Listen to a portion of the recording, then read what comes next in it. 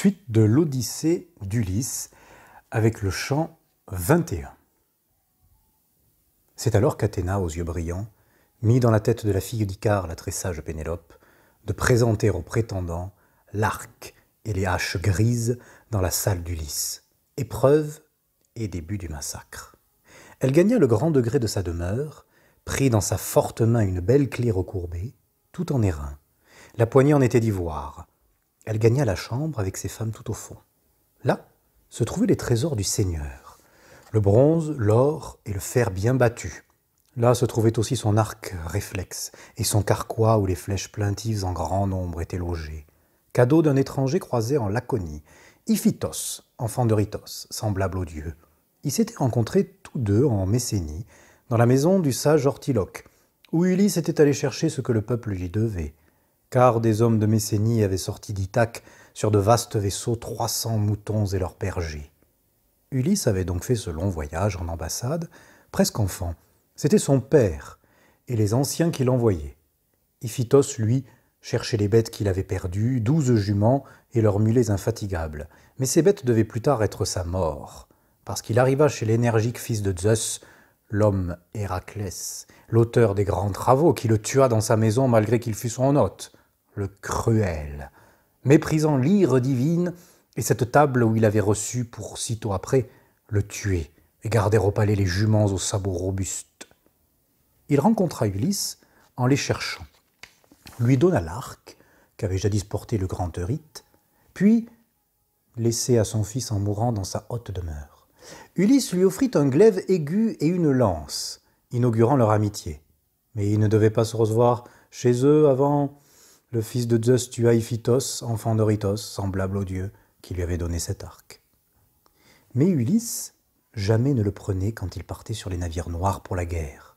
En mémoire de l'ami, l'arc demeurait dans la maison et il ne s'en servait qu'en son pays.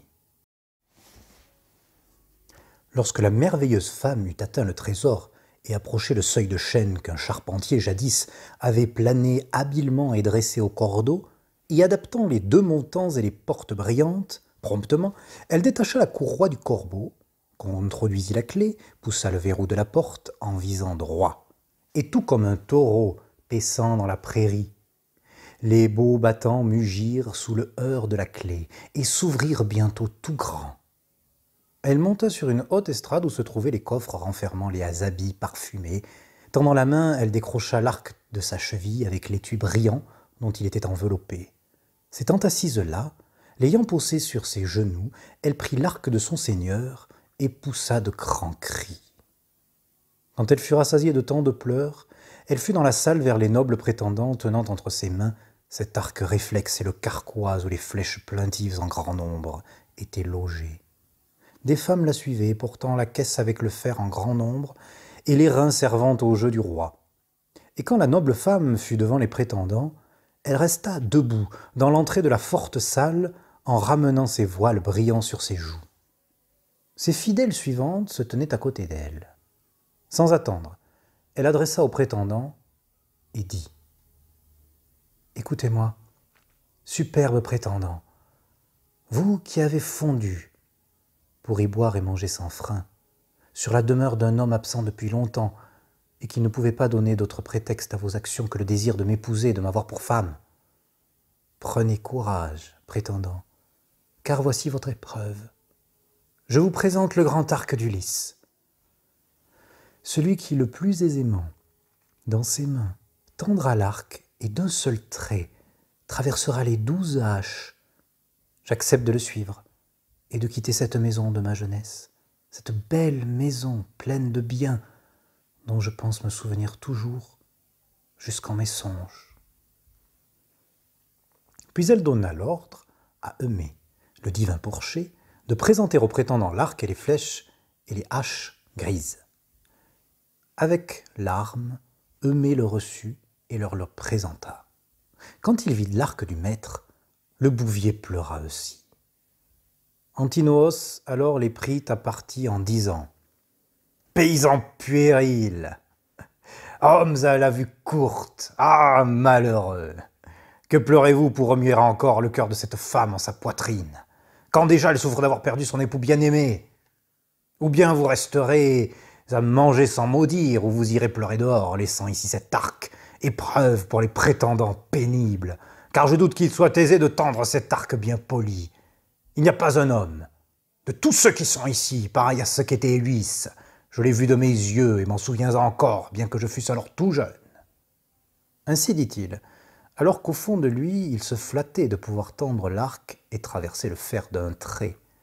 Mais c'est lui qui devait le premier goûter de la flèche lancée par le même héros qu'il venait d'insulter, assis en son palais, excitant les autres à le suivre.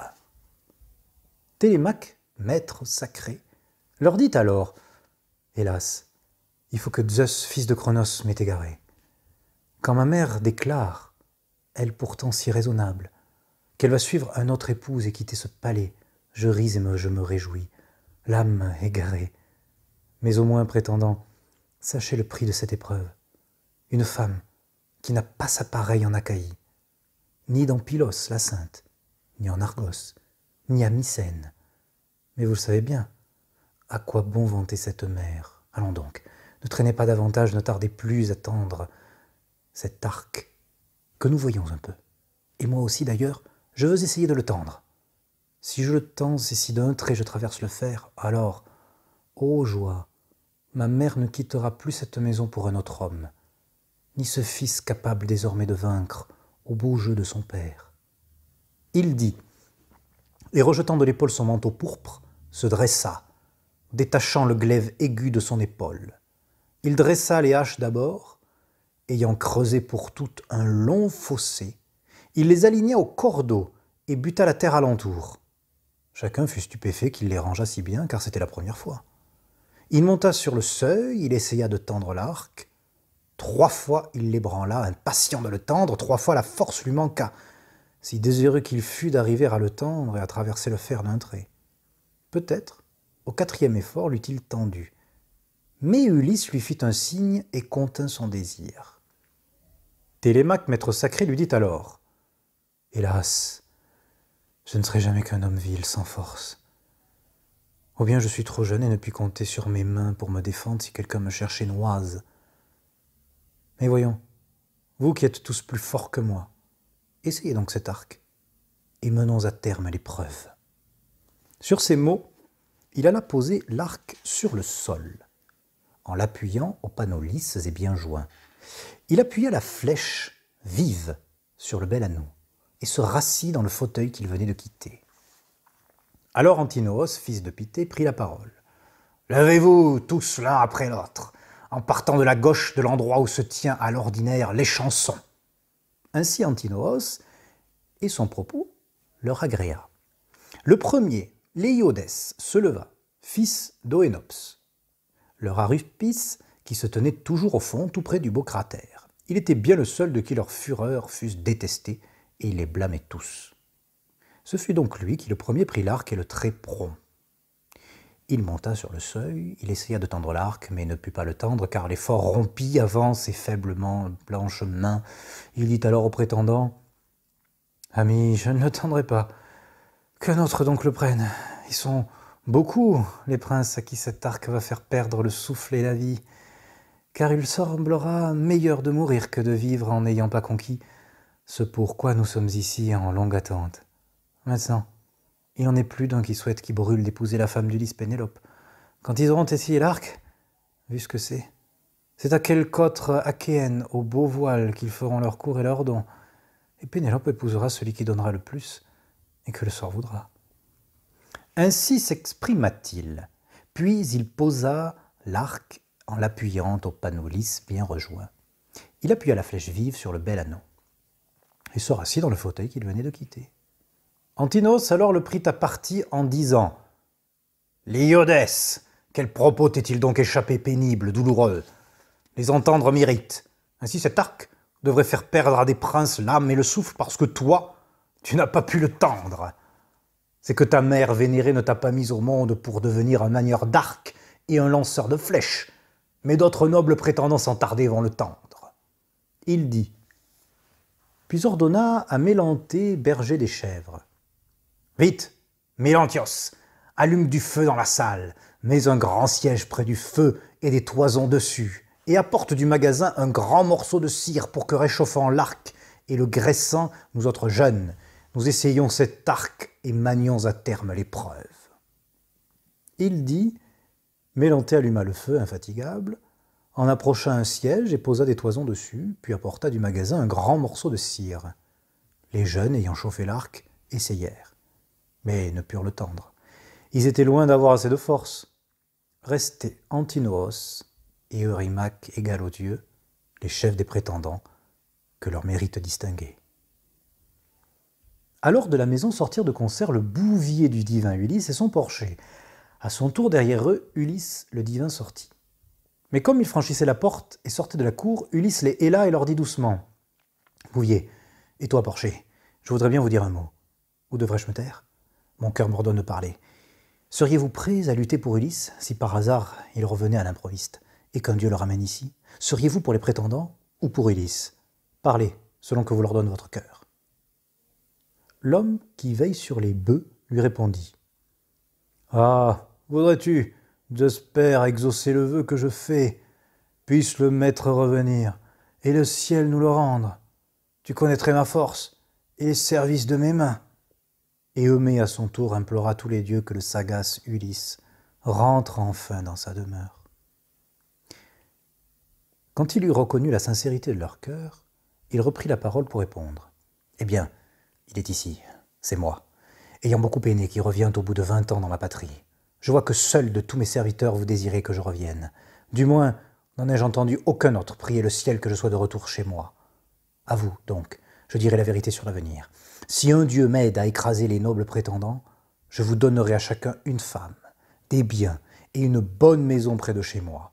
À mes yeux, vous serez les amis et les frères de Télémaque. Maintenant, je veux vous montrer un signe indubitable pour que vous me reconnaissiez et me fassiez confiance. » Sur ces mots, il montra sous ses haillons la cicatrice. Quand tous deux l'eurent vu et furent convaincus, ils pleurèrent et étreignirent le sage Ulysse, et tendrement il lui baisait la tête et les épaules. Et Ulysse à son tour leur baisa la tête et les mains.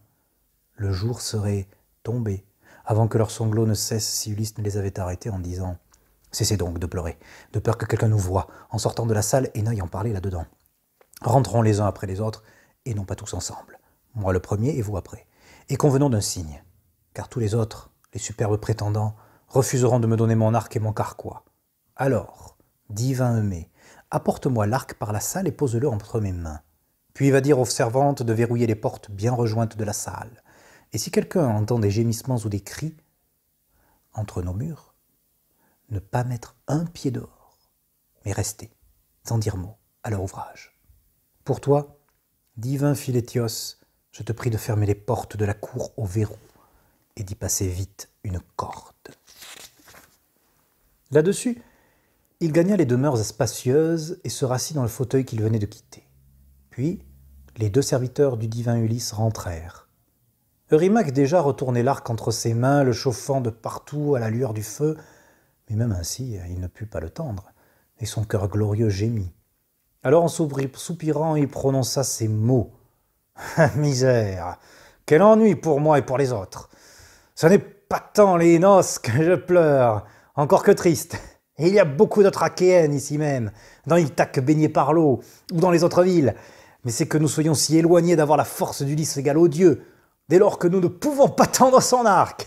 La honte en restera toujours sur nous. » Alors Antinoos, fils de Pythée, lui dit « Eurymaque, il n'en sera rien.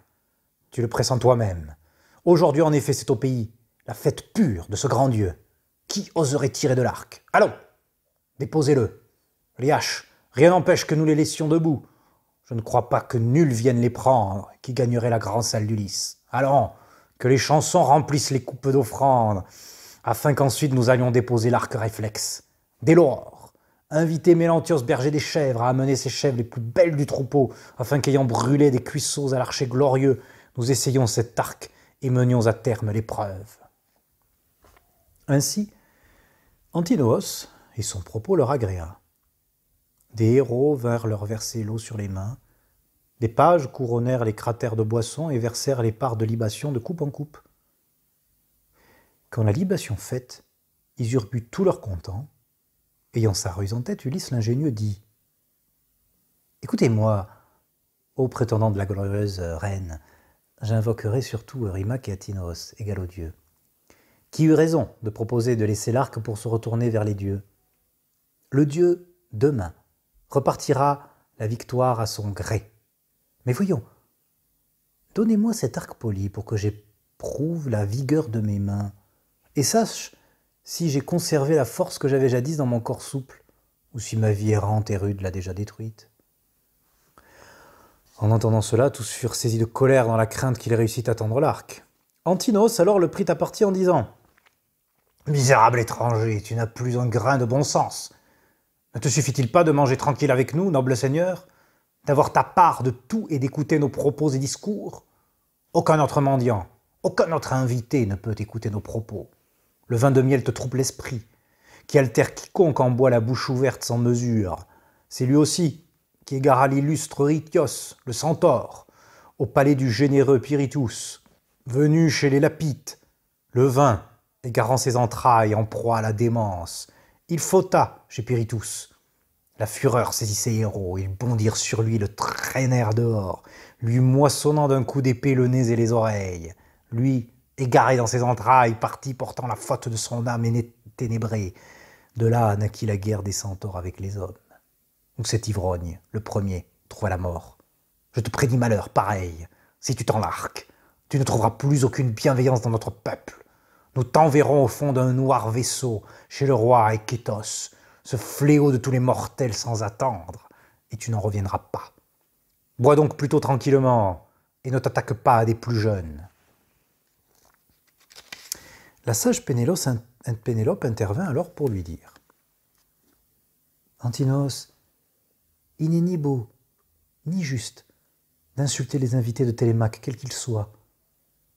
Penses-tu que cet étranger, s'il tenait l'arc d'Ulysse en se fiant à la vigueur de ses deux mains, m'emmènerait chez lui et ferait de moi son épouse? Lui-même n'a jamais imaginé cela. Que cette idée n'attriste donc pas votre cœur, tandis que vous mangez, puisque rien n'est moins vraisemblable. » Eurymaque, fils de Polype, répondit « Fille d'Icare, ô vénérable Pénélope, nous ne redoutons pas une alliance invraisemblable. Nous craignons l'opinion du peuple, et que quel caquin moins noble que nous n'aille dire « Ces gens ont bien moins de valeur que l'homme sans défaut dont ils briguent l'épouse. Ils n'ont pas su tendre son arc, mais un mendiant, un gueux venu d'on ne sait d'où, a tendu l'arc avec aisance et traversé les haches. Voilà ce qu'ils diront, et nous en aurons grande honte. » La sage Pénélope alors lui répondit « Eurymaque, on ne peut garder bon renom dans le peuple quand on dévore et déshonore la maison d'un homme noble. Et quelle honte craignez-vous?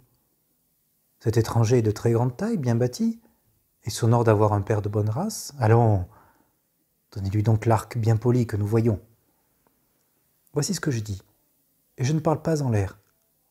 Si Apollon lui donne cette gloire de le tendre, je lui ferai cadeau d'une cape et d'une tunique, lui donnerai les pieux contre les hommes et les chiens, un glaive à 2 tranchants, et des sandales pour ses pieds. Puis je le convoierai en quelque pays qu'il voudra. » Télémaque le réfléchit, lui fit cette réponse. « Mère, de tous les Achéens, c'est moi qui ai pouvoir de donner ou de refuser cet arc qui me plaît.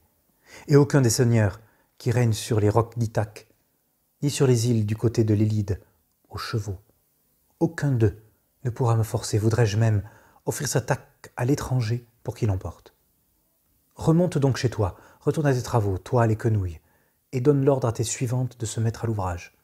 Le jeu de l'arc est l'affaire des hommes, et d'abord mon affaire, car la force ici m'appartient. » Stupéfaite, la reine regagna sa chambre en gravant dans son cœur les sages propos de son fils.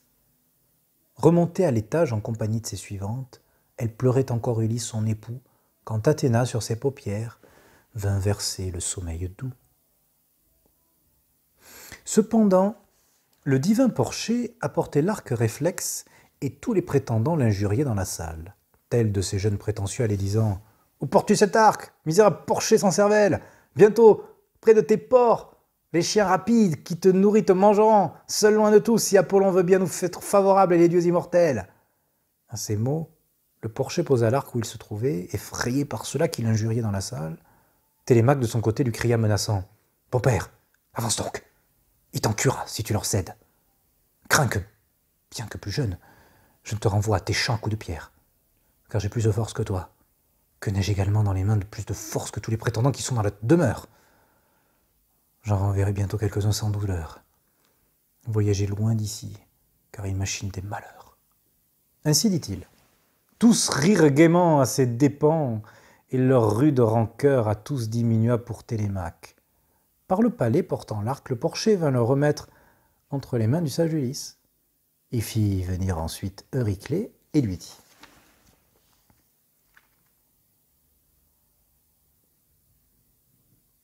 Télémaque te prie, ô très sage Euryclée, de verrouiller les portes, bien rejointes de la salle.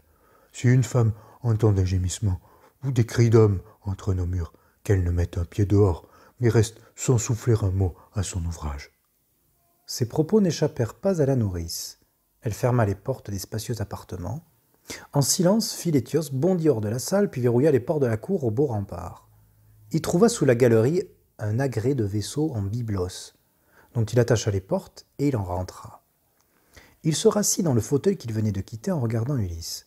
Lui, déjà, maniait son arc, le tournait en tous sens, le tâtait de côté et d'autre, craignant qu'en son absence, les vers n'eussent rongé la corne. Et ils allaient, disant, se regardant les uns les autres, « Il faut que ce soit là un grand arc et un grand amateur d'arc.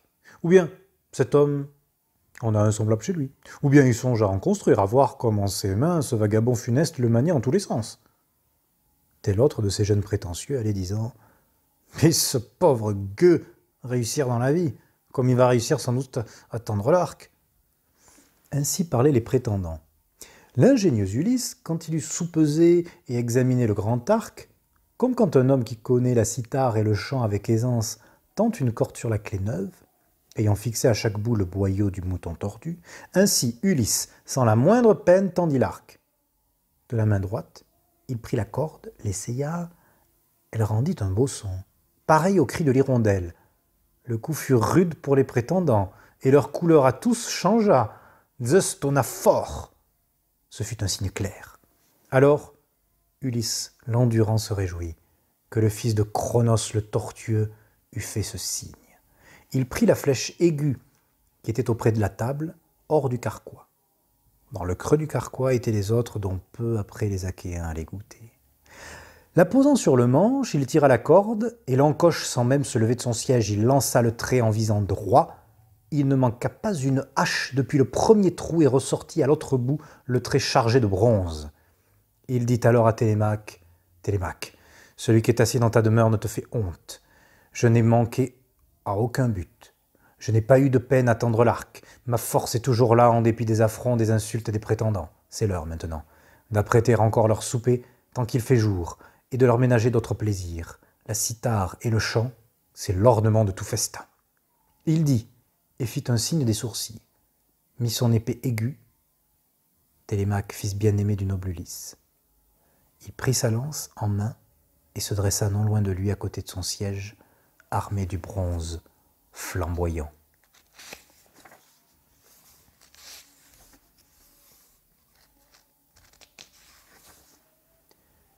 Chant 22.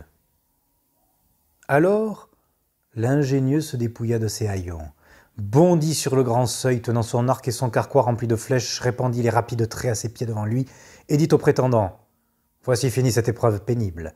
Maintenant c'est un autre but, encore intact, que j'espère toucher si Apollon m'en accorde la gloire. » Il dit, et sur Antinos lança la mère flèche. Celui-ci s'apprêtait à lever une belle coupe à 2 anses en or, et il l'avait déjà dans les mains dans l'intention de boire. Son cœur était loin de songer à la mort. Qui pouvait penser que parmi ses convives, seul devant tant de gens, un homme, même vigoureux, ferait venir sur lui la mort mauvaise au noir génie.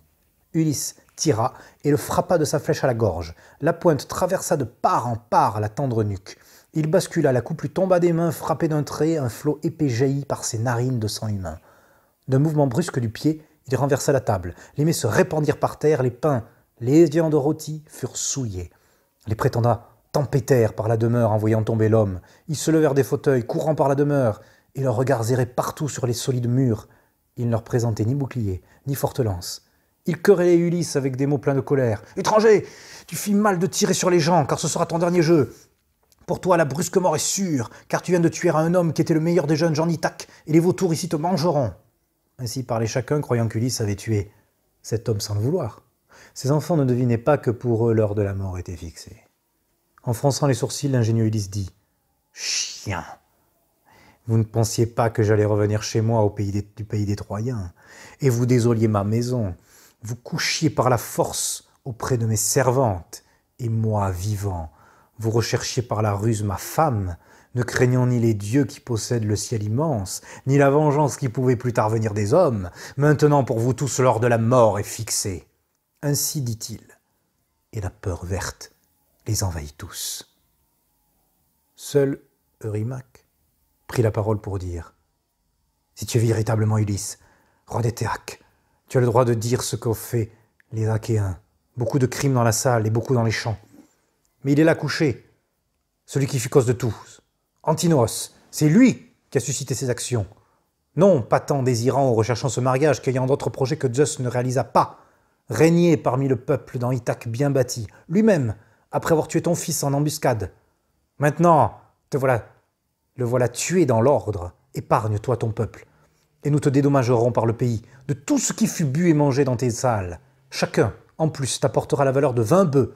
Nous t'offrirons de l'or et du bronze, jusqu'à ce que tu sois content. Mais d'ici là, ta colère est licite. » En fronçant les sourcils, l'ingénieux Ulysse dit « Eurymaque, m'offririez-vous tout votre patrimoine, tout votre trésor, et en ajouteriez-vous d'autres? Je n'empêcherai pas mes mains de massacrer avant d'avoir châtié tous les excès des prétendants. Or donc, il ne vous reste plus qu'à lutter face à face, ou à fuir pour tâcher d'échapper à la mort. Mais je doute qu'un seul puisse éviter la ruine abrupte. » À ces mots, leurs genoux et leurs cœurs défaillirent. Eurymaque, pour la seconde fois, prit la parole. « Ami, cet homme ne contiendra pas ses mains sauvages. Mais ayant pris l'arc bien poli et le carquois, il tirera du haut du seuil luisant jusqu'à ce qu'il nous ait tous massacrés. Ne songeons plus qu'à la bataille. Dégainez vos poignards et opposez des tables aux flèches promptes meurtrières. Jetons-nous tous sur lui ensemble, pour l'éloigner du seuil et des portes. Nous monterons alors au bourg, l'alarme sera prompte, bientôt ce misérable aura tiré son dernier trait. » Ainsi, ayant parlé, il tira son épée aiguë aux 2 tranchants de bronze et bondit sur Ulysse avec un effroyable cri. Ulysse, en même temps, lui décocha un trait, le toucha sous le sein, la flèche vive lui perça le foie. Sa main alors laissa tomber l'épée, frappant la table de sa tête, il s'abattit courbé en 2, faisant rouler les plats à une double coupe. Il heurta la terre du front dans la détresse, et 2 pieds ensemble culbuta un fauteuil. Sur ses yeux tombèrent les ténèbres. Amphinomos alors fondit sur le glorieux Ulysse en l'attaquant au front. Il tira son épée aiguë dans l'espoir de le chasser de l'entrée, mais Télémaque l'avait déjà frappé de sa lance de bronze par derrière entre les épaules, traversant la poitrine. Il tomba bruyamment, heurtant de tout son front le sol. Télémaque bondit en arrière, laissant sa lance dans le corps, car il redoutait qu'un Achéen, quand il retirerait sa lance, ne le frappât. Bondissant de l'épée, ou ne l'assomma par derrière. Il courut et très vite rejoignit son père. En s'approchant de lui, il dit ces paroles ailées. « Ô père, je vais t'apporter un bouclier, 2 lances et un casque d'airain bien adapté aux tempes. Je m'armerai moi-même et je donnerai au porcher et au bouvier les autres armes, cela vaudra mieux. » L'ingénieux Ulysse alors lui répondit. « Cours les chercher, tandis que j'ai des traits pour me défendre, crains qu'étant seul, il ne me chasse de la porte. » À ces mots, Télémaque obéit à son père et gagna le trésor où il se trouvaient les armes glorieuses. Il y prit 4 boucliers, 8 javelines et 4 casques tout en bronze encriminés. Il vint les rapporter et vite rejoignit son père. Lui-même, le premier, se couvrit de bronze le corps. Comme lui, les 2 serviteurs mirent les belles armes et vinrent entourer Ulysse le subtil. Celui-ci, tant qu'il lui resta des traits pour se défendre, ne cessa de viser les prétendants par la demeure et d'en abattre. Ils tombaient les uns sur les autres. Mais lorsque le seigneur eut épuisé toutes ses flèches, il alla contre un des montants de la solide salle, appuyer l'arc contre le mur resplendissant. Sur son épaule, il mit le bouclier de cuir quadruple. Il posa sur sa tête vigoureuse un puissant casque à crinière et dessus les grettes bougeaient, effrayantes. Il prit les 2 vaillantes lances à la pointe de bronze. Il y avait dans la paroi robuste une poterne, et voisine du seuil de la solide salle, l'entrée du corridor fermée par des vantaux de bois. C'est là qu'Ulysse, pour la surveiller, fut aposté le divin gardeur de pourceaux. C'était la seule issue. Alors, par tous les siens, Agélaos tint ses propos. « Ami, quelqu'un ne monterait-il pas à la poterne pour porter la nouvelle au bourg ? L'alarme sera prompte. Bientôt ce misérable aura tiré son dernier trait. » Alors Mélantios, berger des chèvres, répondit. « C'est impossible, enfant de Zeus. Les belles portes de la cour sont terriblement près. L'issue du corridor risquée. Un seul vaillant y suffirait à nous arrêter tous. Mais courage.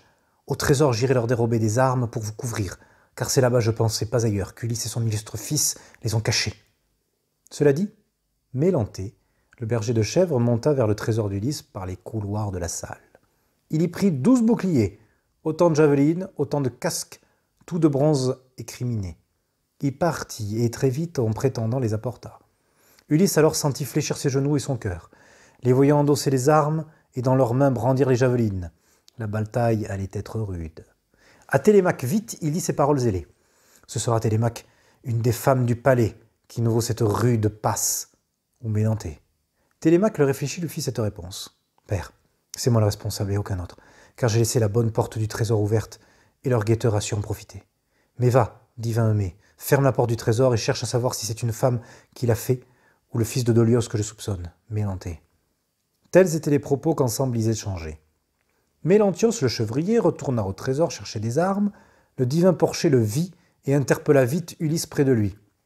« Fils de Laerte, enfant de Zeus, industrieux Ulysse, voici que la canaille que nous soupçonnions regagne le trésor. Réponds-moi franchement, le tuerais-je si je l'emporte sur lui, ou te l'amènerais-je ici, afin que tu te venges de tous les crimes qu'il commit dans ta maison ?» L'ingénieux Ulysse alors lui répondit. « Mon fils et moi, nous retiendrons les prétendants superbes, quel que soit leur élan, à l'intérieur de cette salle. Vous deux, lui ayant mis pieds et mains dans les dos et l'ayant ficelé d'une corde tressée, soulevez-le jusqu'au plafond, le long d'une colonne, afin qu'il reste en vie et souffre de cruels tourments. » Ainsi dit-il, ils obéirent à son ordre, gagnèrent le trésor à l'insu de qui s'y trouvait. Mélanté, dans le fond du trésor, cherchait donc des armes. Eux se tenaient en embuscade à chacun des montants. Lorsque Mélantios, le chevrier, franchit le seuil, portant dans une main un casque magnifique et dans l'autre un vieux bouclier étouracorni que le héros Laerte avait porté dans sa jeunesse, il était là depuis longtemps, les courroies décousues. Ils fondirent sur lui, le traînèrent à l'intérieur par les cheveux, le jetèrent au sol rempli d'angoisse, lui attachèrent pieds et mains, une fois retourné dans le dos, d'un lien douloureux selon les ordres. Et l'ayant ficelé d'une corde tressée, ils le montèrent au plafond le long d'une colonne. Alors, Porcher Eumée, tu lui dis en raillant, « Te voilà, pour toute la nuit, Mélanté, à veiller couché dans le lit tendre qu'il te faut. Et quand du fond de l'océan, l'enfant du jour montera sur son trône d'or, tu la verras, à l'heure que tu amènes le troupeau ici pour leur festin. » Ils le laissèrent donc ligoter d'un funeste lien, reprirent leur armure, fermèrent la brillante porte et revinrent auprès d'Ulysse le subtil. Ils se tenaient donc là, souffrant le courage, les 4 sur le seuil et les autres dans la salle, noble foule. Alors s'approcha d'eux la fille de Zeus, Athéna, qui avait pris l'allure et la voix de Mentor. Ulysse, en la voyant, se réjouit et dit ces mots. « Mentor, préserve-nous, souviens-toi de ce compagnon qui te traita si bien. Tu as le même âge que moi. » Il dit, mais il savait que c'était Pallas, belliqueuse. Les prétendants partout dans la salle la menaçaient. Agélaos le prit le premier à partie. « Mentor, ne laisse pas Ulysse t'inciter à combattre les prétendants pour le défendre, car nous en va un plan qui, je crois, ne sera pas vain.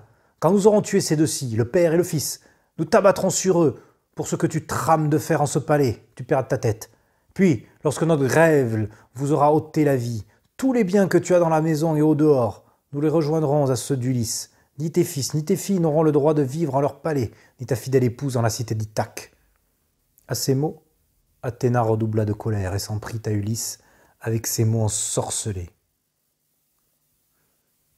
« Ulysse, tu n'as plus même vaillance et même force qu'au temps où pour Hélène, la princesse aux bras très blancs, pendant 9 ans tu combattis les Troyens sans relâche. abattant beaucoup de guerriers dans l'atroce mêlée, quand grâce à toi la citadelle de Priam fut prise. Comment peux-tu, à l'heure où tu retrouves ta maison, en face de ces prétendants, oublier ta vaillance?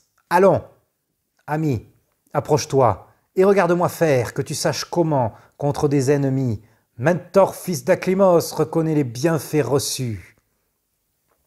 Ce n'est point qu'elle lui donna déjà la décision, mais elle voulait d'abord sonder la vigueur et la force d'Ulysse l'astucieux et de son glorieux fils.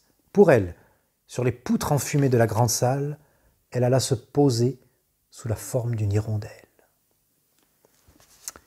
Agélaos, le fils de Damastor, menait les prétendants, avec Eurymaque, Amphimédon, Démoptélène, Pisandre, fils de Polyctor, et le sage Polybe. C'est eux que leur mérite distinguait, des prétendants qui survivaient encore et luttaient pour leur vie. L'arc et la pluie des flèches avaient vaincu les autres. Alors pour tous les siens, Agélaos tint ses propos. « Ami, cet homme calmera bientôt ses mains sauvages. Mentor s'en est allé après quelques fanfaronnades. Ils restent seuls à la première porte du palais. Ainsi, ne jetez point vos longues lances toutes ensemble, mais que nous 6 tirions d'abord, et puis Zeus nous accorder la gloire de frapper Ulysse. Quand celui-ci sera tombé, peu m'importe les autres. » Ainsi dit-il. Tous tirèrent selon son ordre, pleins d'ardeur. Mais Pallas annula tous leurs tirs. L'un d'eux avait frappé le montant de la forte salle. Un autre alla atteindre la porte bien rejointe. Le lourd frêne d'un autre s'enfonça dans la paroi. Ces hommes, épargnés par les lances des prétendants, Ulysse l'endurant prit la parole et dit « Amis, c'est à mon tour maintenant de vous dire de tirer dans la foule de ces prétendants qui brûlent d'avoir notre dépouille, après tout le mal qu'ils ont fait. » Ainsi dit-il. Tous jetèrent leurs lances aiguës, en visant bien.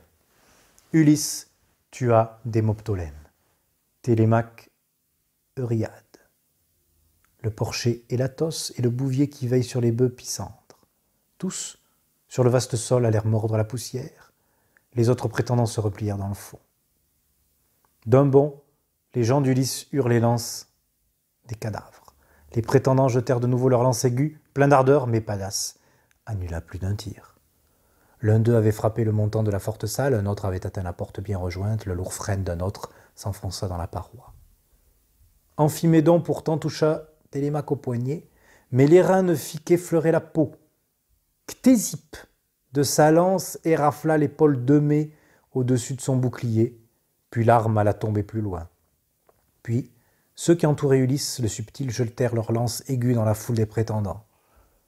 Le fléau des cités frappa Eurydamas, Télémaque, Amphimédon, le porcher Polybe. Le bouvier qui garda les bœufs, enfin, frappa Ctésippe à la poitrine et, rempli de fierté, lui dit « Ô fils de Polystère, grand railleur, c'en est fini de parler haut imprudemment. Laissez plutôt parler les dieux, car ils sont de loin les plus forts. Prends cette lance pour le pied que tu offris à Ulysse naguère, quand il mendiait dans ses demeures. » Ainsi parla le bouvier des bœufs fauves. Ulysse, avec sa grande lance, blessa de près le fils de Damastor. Télémaque blessa Léocrite, fils d'Événor, au creux de l'estomac, et le traversa d'outre en outre. Il tomba en avant, frappant de tout son front le sol. C'est alors qu'Athéna, au plafond, tint lever l'égide meurtrière, et ils en furent terrifiés.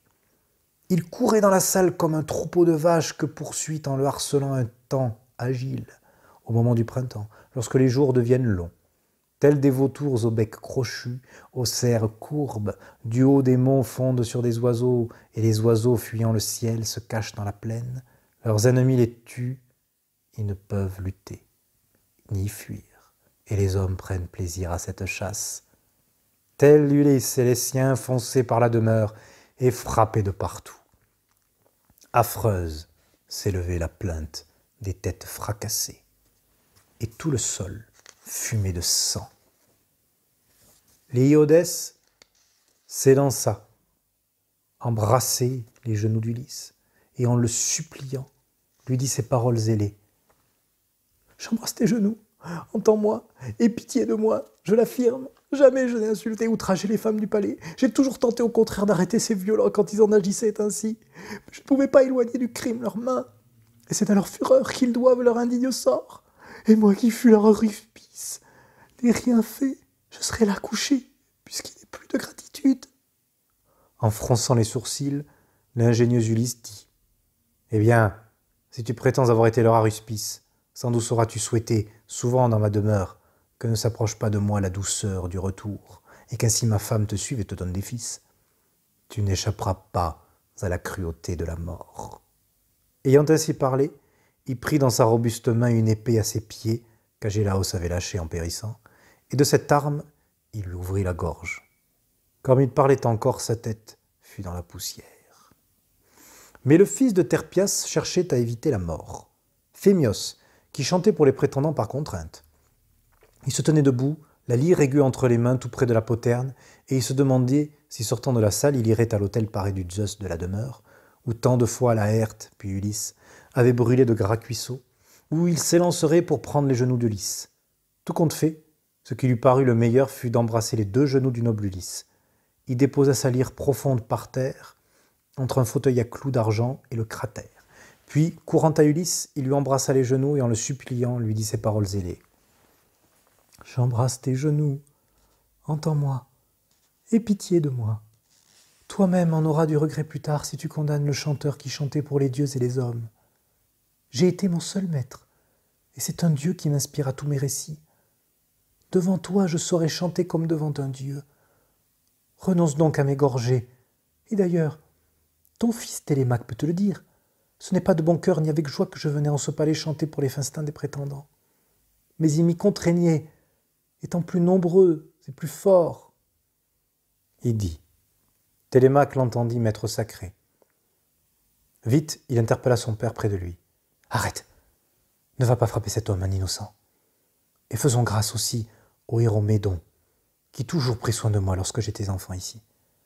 Si du moins Philétios ou Eumée ne l'ont pas tué, ou s'il n'a pas croisé tes ravages dans la demeure. » Il dit.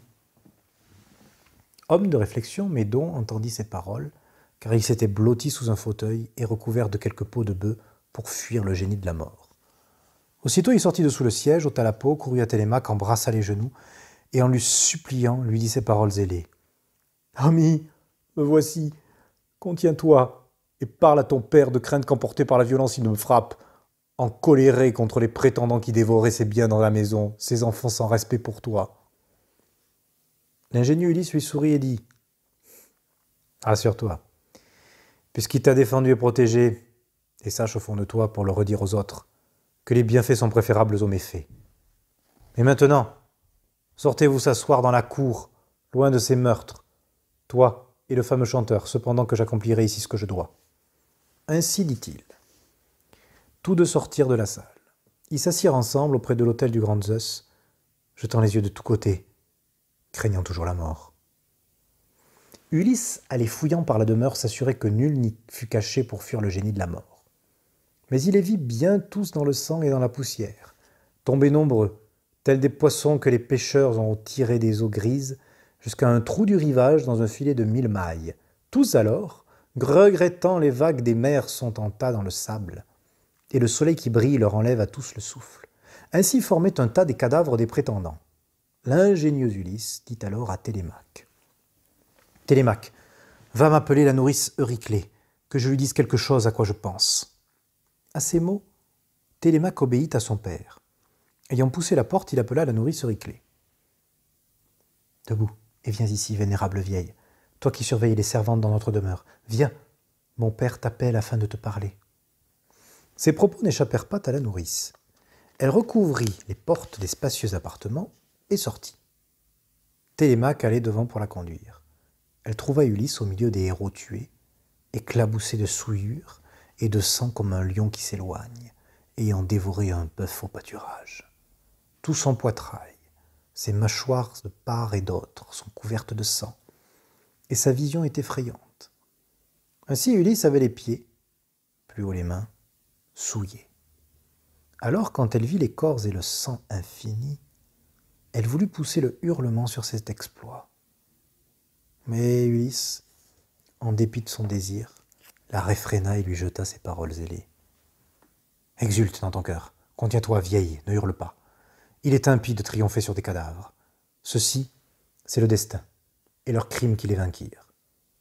Ils n'avaient de respect pour aucun homme de la terre, que ce fût un vilain ou un noble qui vint à eux, et c'est à leur fureur qu'ils doivent leur infâme sort. Mais toi, nomme-moi donc, parmi les femmes du palais, celles qui me bafouent et celles qui sont innocentes. La nourrice Euryclée alors lui répondit. Là-dessus, mon enfant, je te dirai toute la vérité. Tu as dans ce palais 50 femmes à ton service, auxquelles nous avons appris à travailler, à carder de la laine et à supporter l'esclavage. 12 d'entre elles en tout furent coupables d'imprudence, ne respectant ni moi ni même Pénélope. Télémaque est un homme depuis peu. Sa mère ne lui permettait pas de faire la loi aux servantes. Mais allons, laisse-moi monter à l'étage brillant, parler à ton épouse. Un dieu doit l'avoir endormie. L'ingénieux Ulysse alors lui répondit. Ne la réveille pas encore, mais fais venir ici les femmes qui sont mal conduites en mon absence. Ainsi dit-il. La vieille traversa la salle pour prier les servantes de ne pas traîner.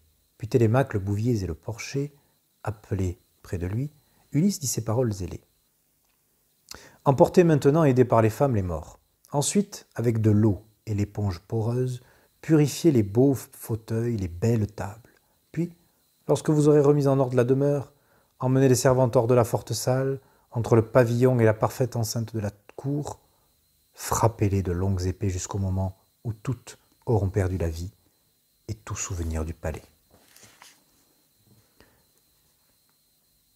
Ainsi dit-il.